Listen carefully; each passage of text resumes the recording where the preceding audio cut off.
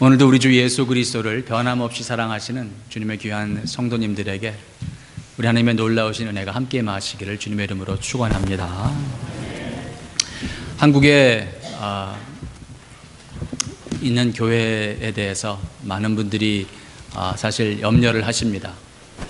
우리 이민 교회는 한국 교회의 연장은 아닙니다. 많은 분들이 생각하시기를 이민교회와 한국교회 그냥 장소만 다를 뿐 한국교회가 미국에서 우리가 신앙생활을 한다고 생각을 하시는데 저는 그렇게 생각하지 않습니다. 한국교회와 이민교회는 다른 점이 분명히 있고, 특별히 이민교회는 미국이라는 나라의 이민교회는 특별히 백인 주류 사회에서 마치 여러분과 저는 한국어로 말하자면, 서울로 말하자면 서울의 외국인 근로자들이 모여 사는 동네가 있고, 서울의 외국인 근로자들이 교회로 이렇게 모이는 것처럼 백인 주류 사회에서 여러분과 저는 이 백인 주류 사회가 아닌 이민자들의 사회 속에서 이 특수한 이민교회로 모인다는 것은 굉장히 상당한 의미가 있다고 저는 생각을 합니다. 그럼에도 불구하고 한국교회와 이민교회는 연결되어 있기 때문에 한국교회가 겪고 있는 여러 가지 고통과 아픔을 이민교회도 같이 겪을 수밖에 없다고 저는 생각을 합니다. 한국의 백석 신학교와 관계되시고 한국 기독교 윤리에 대해서 말씀하시는 우리 손병호 장로님, 교수님 같은 경우에는 기독교 역사상 한국 교회처럼 부패한 교회는 없다라고 말씀하실 정도로 한국 교회가 부패된 모습을 분명히 갖고 있다는 것은 우리가 아마 누구 교수를 통해서 듣지 않아도 우리가 피부로 들을 수 있는 것입니다. 그렇기 때문에 우리는 지금 에베소서를 공부를 합니다. 성경에 많은 책들이 있고 성경의 이 책들이라고 표현하지만 에베소는 편지입니다. 에베소서, 서신서라고 우리가 이해를 하고 있고, 1세기에 중요한 교회 셋을 꼽자면 교회의 태동을 예루살렘 교회로 보고, 그리고 그 예루살렘 교회가 오직 유대인들에게만 전도를 하는 미숙한 모습, 불완전한 모습이었다면, 두 번째 교회 안디옥 교회에서는 비로소 이방인들에게도 복음이 증거되는 내용을 우리가 볼 수 있었고, 안디옥 교회는 그 후로 300년 동안 교회 역사에 굉장히 중요한 위치를 차지하고, 그들의 정말 이름도 없었던 무명인들이 시작한 그 안디옥 교회는 사실 지금까지도 교회에 큰 영향을 미치고 있다는 사실을 우리는 배웠습니다. 에베소서는 아주 나름 평범한 상황 속에 쓰여진 편지입니다. 그래서 영어로는 General Epistle이라고 하는데, 어떠한 사건으로 말미암아서 쓰여진 것이 아니라는 것이죠. 에베소라는 그 지역은 아시아와 유럽을 연결하는, 지금으로 말하자면 현재 터키, 소아시아라고 부르는 지역에 있는 에베소는 거기에 가장 큰 도시였고, 에베소를 포함한 여러 그 소아시아의 교회들에게 사도 바울은 이 교회의 본질이 무엇인가 가르쳐 주기 위해서 이 서신서를 썼습니다. 그래서 에베소서를 여러분과 제가 이제 세이비어 교회라는 개척 교회의 모드에 있으면서 우리가 이 에베소서를 공부하는 것은 상당한 의미가 있습니다. 정말 우리가 안디옥 교회를 배웠고, 이제 에베소서를 통해서 교회의 본질이 무엇인가를 우리는 배워가야 되는 것입니다. 한국 교회 같은 경우에는 본질을 나름 이제 잃어버린 이유 중에 하나가 크리스찬이 무엇일까, 직분자가 무엇일까, 그리고 목사가 무엇일까라는 그 질문에 대한 답을 무엇을 하는가에 많이 두었습니다. 목사는 이런 것을 하는 것이다, 직분자는 이런 것을 하는 것이다, 또 크리스찬은 이런 것을 하는 사람들이다라는 행위에 많은 무게를 두었으나, 저는 여러분과 제가 에베소서를 공부하면서 우리가 무엇을 하는가가 우리의 정체성을, 아이덴티티를 주는 것이 아니라 내가 주 안에서의 누구인가, Who am I? What am I doing? 내가 무엇을 하느냐가 아니라 나는 과연 어떠한 사람인가, 어떠한 인격을 가진 사람인가, 어떠한 인품을 가진 사람인가, 나는 나의 속 사람은 오늘 어떻게 말씀으로 변화되고 성화되고 그리고 예수를 닮아가고 있는가, 그것이 여러분과 저의 오늘 고민하는 문제가 되기를 주님의 이름으로 축원합니다. 그래서 오늘 말씀을 통해서 과연 나라는 사람은 누구일까? 내가 크리스찬인데, 나는 오늘 예배를 드리고 이 자리에 모인 성도로서, 예배자로서 나라는 사람은 과연 무엇일까? 내가 무엇을 하는 것이 아니라 나는 누구일까라는 질문을 하나님께서 은혜를 베푸시는 것을 통해서 우리가 나를 발견하기를 바라는데, 세 가지를 질문하고자 하는데, 그 무엇이냐면, 하나님은 은혜를 누구에게 베푸시는가? 하나님은 은혜를 누구에게 베푸시는가? 그리고 두 번째는 하나님을 은혜를 어떻게 베푸시는가? 그리고 세 번째는 하나님은 그 은혜를 우리에게 왜 베푸시는가? 아시겠죠? 그래서 누구에게 은혜를 베푸시는가? 어떻게 은혜를 베푸시는가? 그리고 왜 은혜를 베푸시는가? 이 세 가지를 우리가 말씀을 통해서 질문하고 대답을 찾으면서 여러분과 제가 내가 누구인가라는 그 정체성을 말씀 안에서, 예수 그리스도 안에서, 그리고 성령 안에서 찾아가시는 여러분 되시기를 주님의 이름으로 축원합니다. 잠깐 기도하겠습니다. 하나님 아버지, 저희가 이제 마음을 열고 하늘을 우러러 봅니다. 하나님, 하늘 문을 여시고 말씀을 통해서 저희들에게 하나님의 음성을 들을 수 있는 영안을, 또 그 귀를 허락하여 주시옵소서. 저희들에게 할례받은 마음을 허락하여 주시오며 말씀을 통해서 하나님이 누구신가, 그리고 나는 누구인가 재발견하는 그러한 시간이 되게 도와주시옵소서. 예수님의 이름으로 기도합니다. 아멘. 우리 1절부터 3절까지 한번 한 목소리로 읽으시겠습니다. 시작. 너희의 허물과 죄로 죽었던 너희를 살리셨도다. 그때에 너희가 그 가운데서 행하여 이 세상 풍속을 쫓고 공중의 권세 잡은 자를 따랐으니 곧 지금 불순종의 아들들 가운데서 역사하는 영이라. 전에는 우리도 다 그 가운데서 우리 육체의 욕심을 따라 지내며 육체와 마음에 원하는 것을 하여 다른 이들과 같이 본질상 진노의 자녀였더니. 아멘. 하나님께서는 하나님의 은혜를 누구에게 베푸십니까? 3절에 보시니까 본질상 원수의 진노의 자녀들에게 베푼다라고 말씀하십니다. 많은 사람들은 크리스찬이 되기 전에 인간의 모습은 하나님과 신과 나름 중립적인 입장이었을 거라고 어스움하고 생각을 합니다. 그냥 하나님에 대해서 본인들은 별로 그렇게 나쁜 마음을 갖고 있지 않았다고 생각을 하기 때문에 나는 그저 하나님에 대해서는 몰랐을 뿐이지 하나님과 원수진 적이 없다라고 사람들은 생각을 합니다. 하지만 성경은 그러한 생각과 반대, 아니면 그런 생각과 상충되는 내용을 가르쳐 줍니다. 사람은 예수 그리스도를 만나기 전에 모든 인류는, 모든 인간들은 남녀노소를 불문하고 모든 사람들은 이 땅에 태어날 때 하나님과 원수로 태어난다는 사실을 성경에서는 분명히 말씀해 주고 있는 것입니다.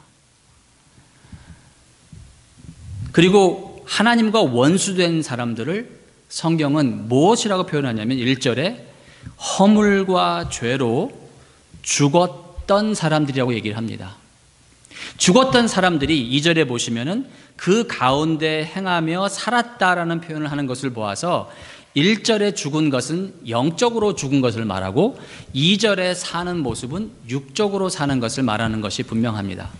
다시 말해서 인류가 이 세상에 태어날 때, 어린아이가 응아하고 태어날 때 죽은 영혼이 태어난다는 것입니다. 여러분 상상만 해도 끔찍하죠? 아이를 임신했는데 여인이 그 아이가 태중에서 죽어버려서 그럼에도 불구하고 어쩔 수 없이 그 죽은 아이를 낳아야 되는 그러한 경험을 만약에 우리가 해본다 그러면 아마 끔찍한 것일 것입니다. 그런데 성경에서 얘기하는 것은 뭐냐면 2절에 보시니까 그때에 너희가 그 가운데서 행하여, 그때가 언제입니까? 2장 2절에 그때는 허물과 죄로 죽어 있었던 때를 말하는 것입니다. 그 죽어 있었을 때에 너희, 그리고 2장 1절과 2절의 너희라는 것은 크리스찬을 말합니다. 에베소서는 안 믿는 사람들에게 쓰여진 편지가 아닙니다. 에베소서는 믿는 사람들에게 쓰여진 편지고, 특별히 정말 그 신앙생활 나름 잘하고 있었던 성도들에게 사도는 에베소에 있는 성도들이 당신들이 누구입니까? 라고 좀 설명을 해주고 있는 거예요. 설명을 해주면서 예전의 삶과 지금의 삶이 달라야 되는 그 이유를 제시하면서 하나님이 당신의 은혜를 누구에게 베푸시는가 말씀하시는데, 하나님에 대해서 중립적인 생각을 가진 사람들이 아니라 하나님의 원수된 자들, 하나님과 싸우고 있었던 사람들, 하나님을 싫어했던 사람들, 미워했던 사람들, 하나님에 대해서 영광을 돌리고 싶지 않았던 사람들, 그리고 하나님의 그 주권을 무시하고 본인들 마음대로 그냥 살고 싶었던 그러한 사람들에 대해서 그것은 영적으로 죽은 자들이 하는 방식이라고 사도는 말씀한다는 것입니다. 여러분에게 한번 질문합니다. 여러분은 거듭나셨습니까? 그리고 여러분은 그 거듭난 결과로 예수를 믿으십니까? 아니면 예수를 믿는 사람들이 거듭납니까? 제가 이 질문을 여러 번 해보는데, 우리 교회에서도 제가 여러 번 했기 때문에 많은 분들이 이제 사실은 정답을 주시긴 합니다만, 정말 그 정답을 여러분이 정말 믿고 계시는지 알고 계시는지 간혹은 궁금하기도 하지만, 다시 한번 여러분에게 말씀드리자면, 성경을 통해서 제가 설명을 할 텐데, 우리가 예수를 믿음으로 말미암아 그 믿음의 결과로 거듭나는 것이 아니라고 성경은 말씀합니다. 성경은 1절에 보시니까 여러분과 저는 허물과 죄로 죽었다라고 말합니다. 죽을 위험에 처한 사람들이 아니라, 죽을 뻔한 것이 아니라 죽었다라고 얘기를 합니다. 죽은 사람들은 아무런 반응을 못합니다. 목회자다 보니까 저는 간혹 시신을 만질 때가 있습니다. 어느 가정에서 바로 그 성도가 돌아가셨을 때 전화를 받습니다. 다 바로 달려갑니다. 그러면 아직도 체온이 따뜻할 때 그 시신의 손을 놓고 기도를 하고, 그리고 그 유가족을 위해서 기도를 하는데, 나름 주무시는 것 같은 모습, 그리고 정말 아직도 체온이 있기 때문에 따뜻한 그러한 모습이지만, 그분에게 제가 무슨 말을 한다고 그 앞에 있는 그 성도의 시신은 대답을 하지 않습니다. 반응을 하지 않습니다. 아무리 제가 훌륭한 말을, 좋은 말을, 진리의 말을 그분에게 한다고 해도 시신은, 죽은 그 몸은 제가 찔러도, 발을 간지럼을 들여도 거기서 아무런 반응을 못하는 것입니다. 마찬가지입니다. 죽은 영혼은, 복음을 들을 때 죽은 영혼은 반응을 할 수 없는 것입니다. 그것에 대해서 어떤 사람들은, 아니 하나님께서 우리 인간에게 자유의지를 주셔야지, 그리고 그 자유의지로 말미암아서 내가 복음을 들었을 때 내가 예수를 영접할 수 있는 의지와, 아니면 그 복음을 들었을 때 내가 그 복음을 듣지 않을 그러한 자유의지를 주셔야지, 내가 그 자유의지가 없으면 나는 로봇이 아니냐라고 생각하는 분도 계시지만, 아주 간단한 문제인데도 불구하고 우리의 죄악의 영혼들은 간단한 문제들을 복잡하게 생각하는 것 같긴 합니다. 여기 계신 모든 분들은 사실 자녀분들이십니다. 결혼하고 나서 자녀가 없는 그런 부부는 있지만 부모가 없는 자식들은 없습니다. 여러분과 저는 이 세상에 태어났기 때문에. 여러분에게 묻습니다. 여러분이 여러분 부모를 선택하셨습니까? 여러분 어머니를, 여러분 아버지를, 여러분 할머니를, 여러분 할아버지를 여러분이 선택하셨습니까? 얼마만큼의 자유의지를 여러분 사용하셨기 때문에 여러분은 여러분의 가정에 태어나셨습니까? 네? 여러분이 태어난 것에 있어서 여러분은 한국 사람으로 태어나길 원했습니까? 그리고 여러분이 태어나신 그 연도에 여러분은 태어나시길 바랬습니까? 여러분은 태어나시는 그 과정 속에서 여러분의 키로, 여러분의 그 눈 사이즈로 아니면 여러분의 그 얼굴 모습으로 여러분의 어떠한 그 체형으로 태어나시기 여러분은 어느 정도의 선택권을 자유의지를 누리셨습니까? 콩 심은 데 콩 나고 팥 심은 데 팥 나는 것처럼 여러분과 제가 이 세상에 우리의 모습대로 태어난 것은, 그리고 우리가 우리의 부모의 자녀로 태어난 것에 있어서는 여러분과 저에게 선택권은 한 번도 없었습니다. 자, 인간의 부모들도 자녀를 낳기 위해서 자녀와 상의하지 않고 자녀에게 야, 너 우리 집에 태어날래? 아들로 태어나고 싶어? 딸로 태어나고 싶어? 라고 자유의지를 묻지 않고 부모들이 단순히 부모가 부모의 주권으로 아이를 잉태해서 이 세상에 아이를 낳는다고 하면, 인간도 그럴 수 있다면 하물며 하나님께서는 얼마나 더 큰 주권으로 하나님의 자녀들을 태어나게 하실 그 주권을 누리시는지 우리는 한번 생각해 봐야 될 것입니다. 어떤 분들은 복음을 이렇게 설명을 합니다. 우리는 죄악 세상에서 지금 빠져들어가는 사람들입니다. 죄악의 바다에 이 죄악의 물결이 범람하고 있는데 우리의 영혼은 그 죄악의 바닥으로 좀 빠져가려고 하고 계속 우리는 그 죄악의 물을 들이마십니다. 그런데 예수님께서 구원의 방주를 타시고 오시면서 우리에게 구원의 밧줄을 던져주십니다. 아마 어쩌면 여러분도 아마 그렇게 배우지 않으셨나 모르겠는데, 그리고 여러분과 제가 할 것은 예수님께서 여러분을 위해서 그 구원의 방주를 타고 오셔서 여러분에게 그 구원의 밧줄을 던지시니까 이제 여러분은 그 구원의 밧줄을 믿으셔야 됩니다. 붙잡으셔야 됩니다. 그것을 붙잡는 사람들은 구원을 받을 것이요, 그것을 붙잡지 않는 사람들은 구원을 못 받을 것입니다. 여러분, 예수를 믿으십시오. 구원의 밧줄을 잡으십시오. 구원의 방주로 들어오십시오. 들어가고 싶죠? 네. 근데 성경에서 얘기하는 것은 너희의 허물과 죄로 말미암아 죽을 뻔한 너희를 살리셨다가 아니라는 것입니다. 너희의 허물과 죄로 말미암아 이러한 그 죄의 바다에 익사할 그런 위험에 갇혀 있는 여러분과 저를 살리셨다는 것이 아니라는 것입니다. 성경에서 얘기하는 것은 이미 여러분과 저는 죄 바다에 익사해서 죄 바다 물결에 출렁거리는 것이 아니라 벌써 여러분과 저는 그 죄 바다의 가장 바닥 밑바닥까지 내려가서 벌써 죽어 있는 상태였다는 것입니다. 다시 말해서 하나님께서 은혜를 베푸시는 것은 원수들에게 베푸시는 것이고, 그리고 인간의 힘으로는 스스로를 구원할 수 없는 이미 죽은 영혼들에게 하나님은 은혜를 베푸시는 것입니다. 하지만 복음은 인간이 할 수 없는 것을 하나님께서는 하신다라고 말씀하십니다. 사람이 할 수 없는 것을 하나님이 하시기 때문에 복음이라고, 기쁜 소식이라고 성경은 말씀해 주십니다. 이 말씀이 여러분과 저의 죽은 영혼을 살리시는데 쓰임받기를 주님의 이름으로 축원합니다. 두 번째로 하나님께서는 그러면 어떻게 은혜를 베푸시는가? 4절부터 한번 4절부터 6절까지 한번 읽으시겠습니다. 시작.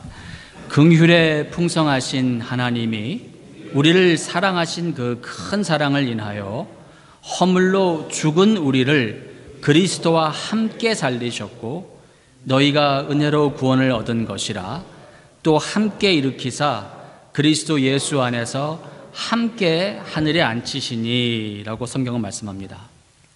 여기 4절에 보시면 4절의 주어는 하나님이십니다. 하나님께서 이 모든 동사를 주장하시는 분으로 나타나시고, 그리고 하나님이 어떤 분이신가를 설명하는 형용사들은 긍휼, 사랑, 은혜라는 것으로 표현이 됩니다.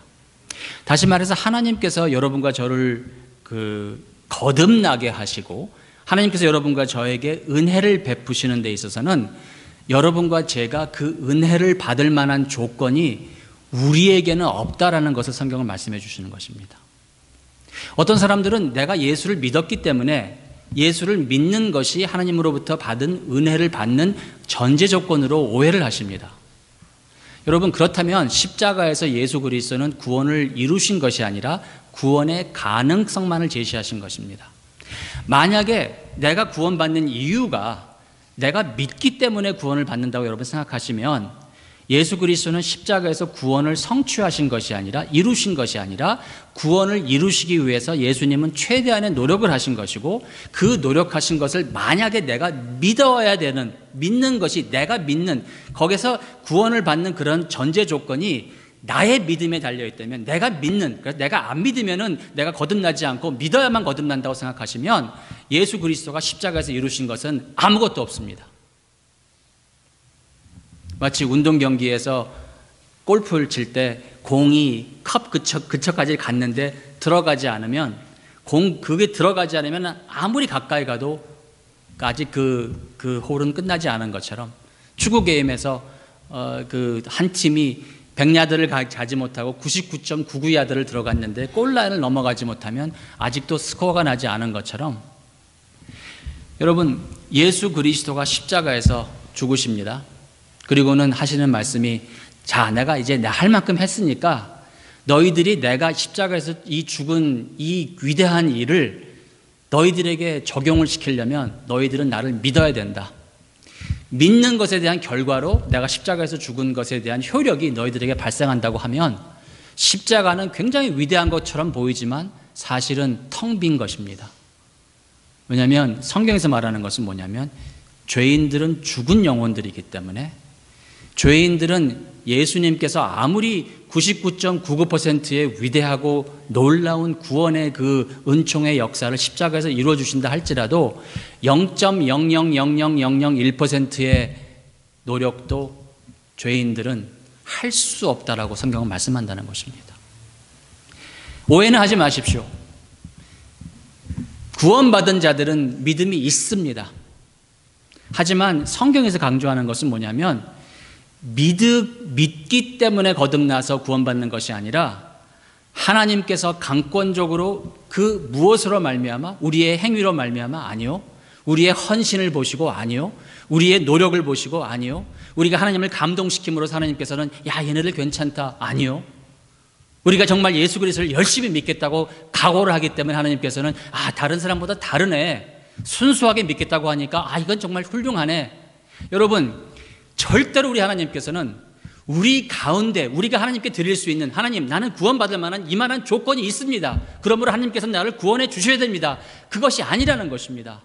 여러분과 저는 본질상 진노의 자녀로서, 원수로서, 구원받을 조건이 하나도 없는 사람들로서 하나님께서 여러분과 저를 구원하시는데 모든 전제 조건은 우리에게 있지 않고 오직 하나님에게만 있다는 사실을 꼭 믿으시기를 주님의 이름으로 축원합니다.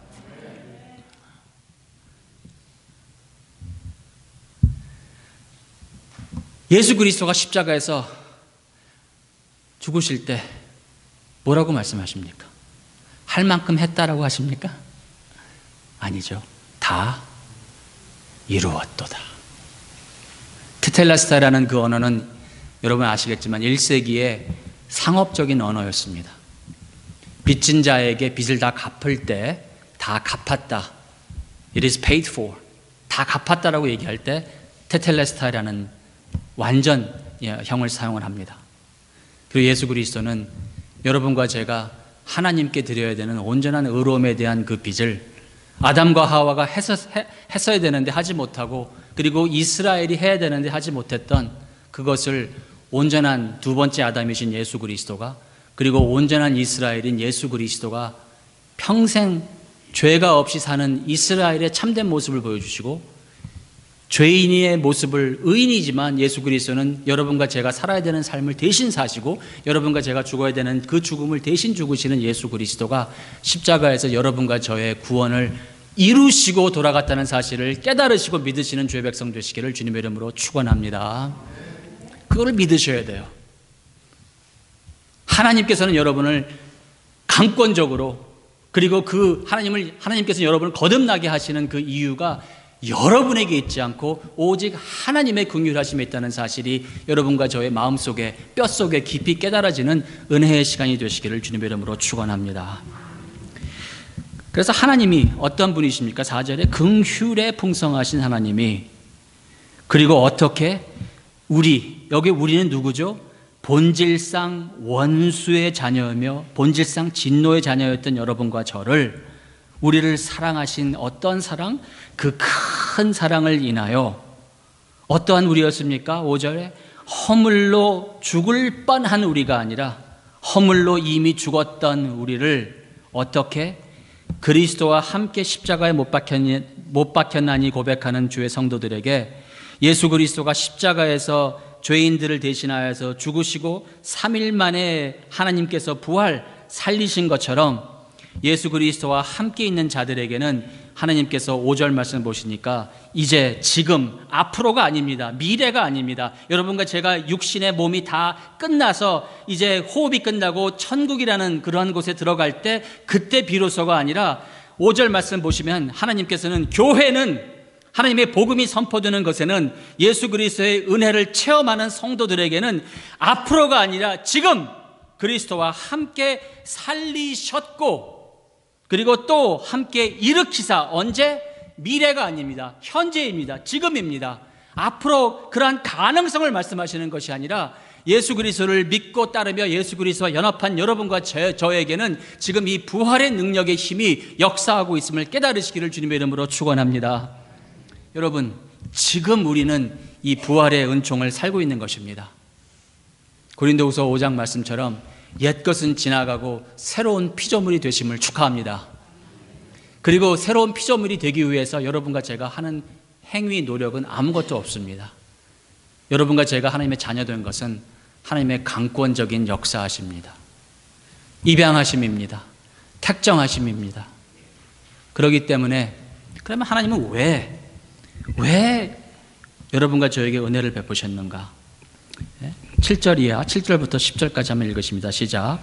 이는 그리스도 예수 안에서 우리에게 자비하심으로써 그 은혜의 지극히 풍성함을 오는 여러 세대에 나타내려 하심이니라.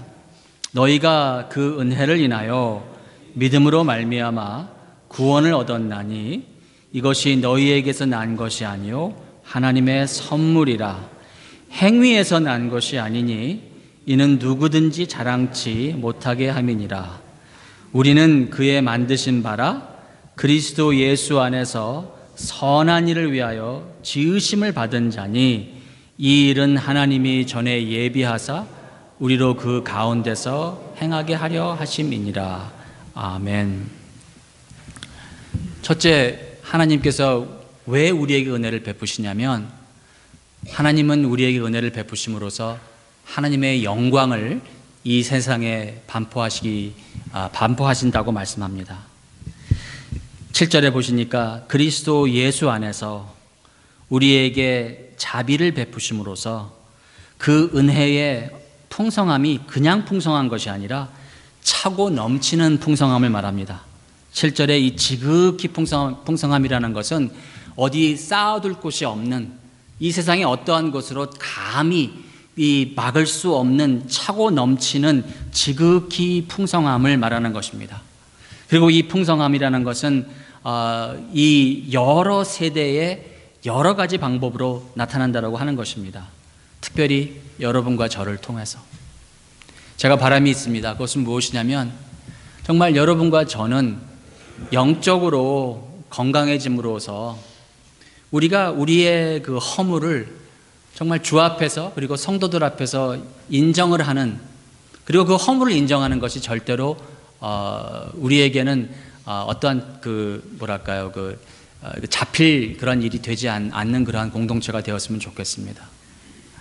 제가 교회에서, 특별히 이민교회에서 안타까운 것 중에 하나가 뭐냐면 정말 속으로 힘들어하고 있는데 겉으로는 웃고 있는 사람들입니다. 교회에 오면 우울한 모습을 보이면 안 된다고 아마 어려서 배운 것 같습니다.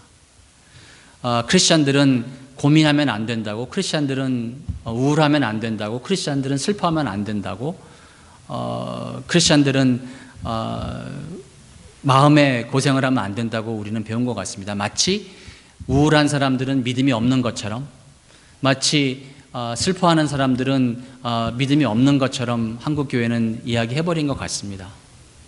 근데 여러분, 그렇지 않습니다. 제가 장례식 인도할 때 항상 하는 얘기지만 저는 크리스찬들이야말로 장례식에서 펑펑 울어야 되는 사람들이라고 저는 믿습니다.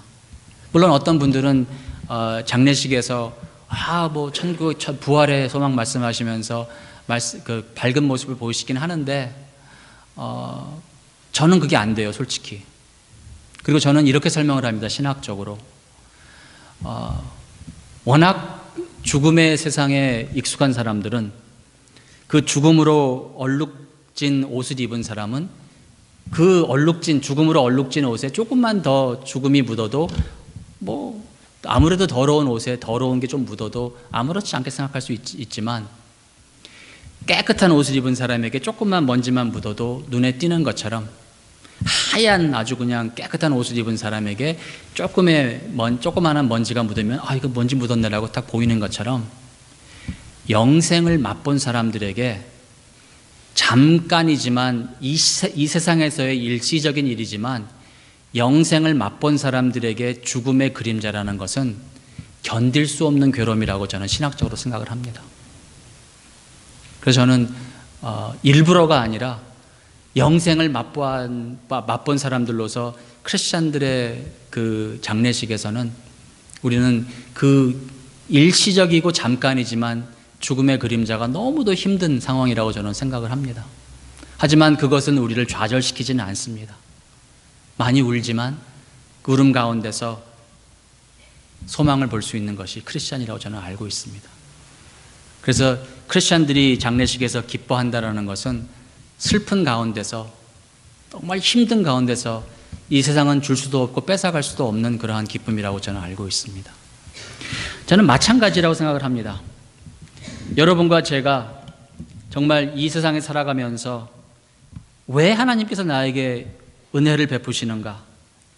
그것은 여러분과 저의 연약함을 통해서, 그리고 다른 사람들이 여러분과 저의 연약함을 보면서 어떻게 하나님은 너 같은 인간을 구원하셨느냐라고 얘기할 때, 맞아, 나는 구원받을 만한 조건이 없는 사람이야 라고 여러분 고백하실 수 있는, 그래서 여러분과 제가 다른 사람에게 여러분과 저의 자신을 나타낼 때 나는 신앙생활 이 정도 하니까 하나님의 사랑을 받을 만한 어느 정도 전제 조건이 있는 사람이라고 소개하지 마시고, 나는 예수를 알면서도 예수 그리스도를 따라가면서도 나의 속사람은 이렇게 아직도 안 변하고 있어. 그럼에도 불구하고 하나님께서 나를 처음 구원하셨을 때, 그리고 지금까지 하나님께서는 오래 참으심으로써 나를 계속 성화시키시는데, 하나님께서는 내가 어떠한 그 구원을 받고 나서 다른 사람보다 더 신앙생활 잘할 거라는 그 구원의 가능성을 나에게서 보시지 아니하시고, 하나님이 나를 구원하신 그 이유는 나에게는 없고 오직 하나님에게만 있어. 나도 하나님께서 나를 왜 구원하셨는지 정말 모르겠어. 나같이 허물 많은 인간을, 나같이 한 입으로 두 말하는 인간을, 나같이 정말 찬양을 해야 되는 입술에서, 정말 그 단물이 나와야 되는 입술에서 쓴물로 다른 사람을 저주하고, 그리고 하나님을 사랑한다고 하면서 눈에 안 보이는 하나님을 사랑한다고 하면서 눈에 보이는 형제를 비방하고 헐뜯고 뒷담화하고 뒤에 가서 수군드각거리는 나 같은 사람을 하나님께서는 왜 사랑하시고 긍휼을 베푸시면서 아직도 나에게 은혜 베푸시는지, 구원받을 만한 조건이 나에게 없음을 나는 정말 너에게 고백하고 싶어. 그런데 하나님은 나를 구원하셨어.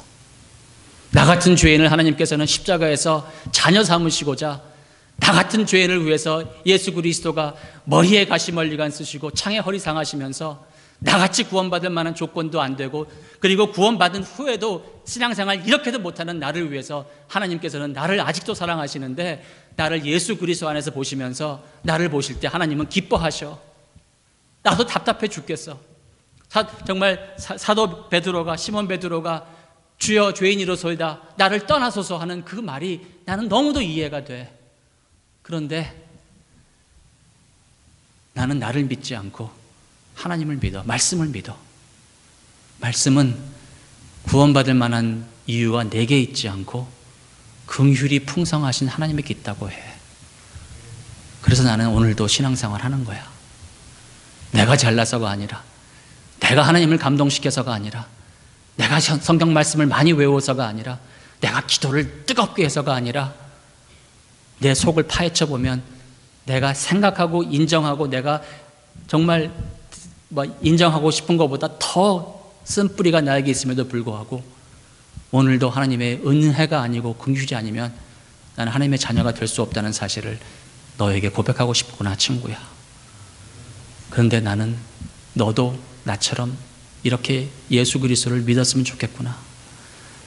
우리 하나님은 너 같은 나 같은 죄인에게 이미 은혜를 베푸시는 분이니 우리의 죄를 고백하고 예수에게로 돌아오지 않겠니?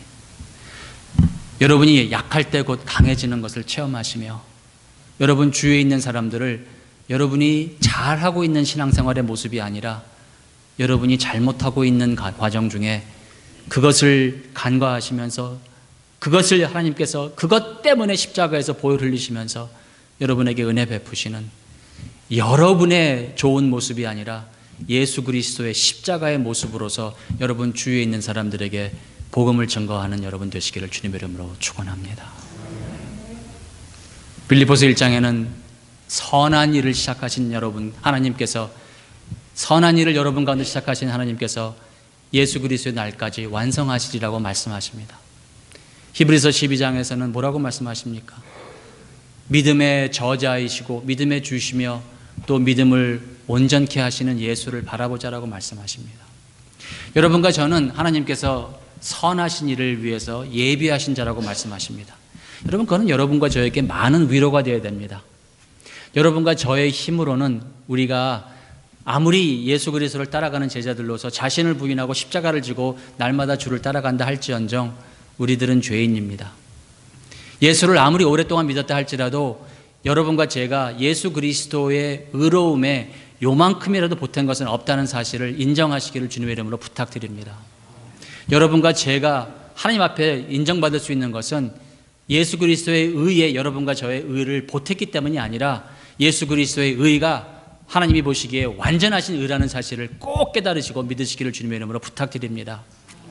자, 그렇기 때문에 여러분과 저는 그 하나님이 예비하신 선하신 일을 위해서 여러분과 저는 예수를 바라보아야 됩니다. 그에게 무슨 말씀이냐면 여러분과 저는 은혜로 구원받아서 이제 은혜로 성화되어야 된다는 말씀입니다. 너무도 많은 경우에 사람들은 은혜로 구원받은 것을 잊어버리는 듯 은혜로 구원받아서 우리의 노력과 우리의 행위와 우리의 열심으로 우리가 하나님을 감동시킴으로써 우리가 성화된다라고 착각하시는 것 같습니다. 아닙니다.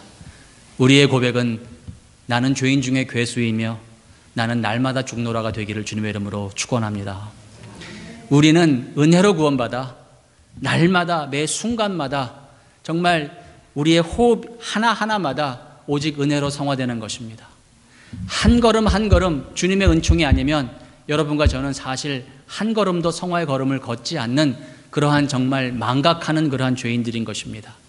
본질적으로 하나님의 원수였던 여러분과 저희들, 죽었던 여러분과 저희들을 살리신 하나님께서, 은혜로 살리신 하나님께서 여러분과 저를 은혜로 성화시키시사 여러분과 저를 통해서 예수 그리스도의 아름다움을 나타내시기를 기뻐하십니다. 예수 그리스도의 완전하심을 나타내시기를 여러분과 저의 허물을 통해서 우리 하나님은 나타내시기를 기뻐하십니다. 그리고 하나님께서는 그 예비하신 일을, 하나님께서는 여러분과 저의 신앙의 저자이시며 그리고 그 신앙을 완성시키시는 자로서 하나님께서 시작하신 그 일을, 우리 가운데서 시작하신 그 일을 예수 그리스도의 그날까지 이루실 것을 확신하며 자신을 믿지 마시고 예수를 믿으시는 여러분 되시기를 주님의 이름으로 축원합니다. 여러분과 제가 하나님을 감동시켜서 하나님께 우리의 자신을 열심히 드려서 헌신하고 희생하고 그분을 움직이려고 하는 것이 아니라 그분의 아름다운 희생과 그분의 십자가의 완전하신 그 헌신을 통해서 여러분이 감동받으시기를 주님의 이름으로 축원합니다. 그분의 은총이 여러분을 움직이심으로 여러분이 죽음의 그늘에서 십자가의 그늘로 움직이실 때 여러분과 저를 통해서 우리 하나님은 큰 영광, 크신 영광, 놀라우신 영광을 받으실 것을 확신합니다. 할렐루야.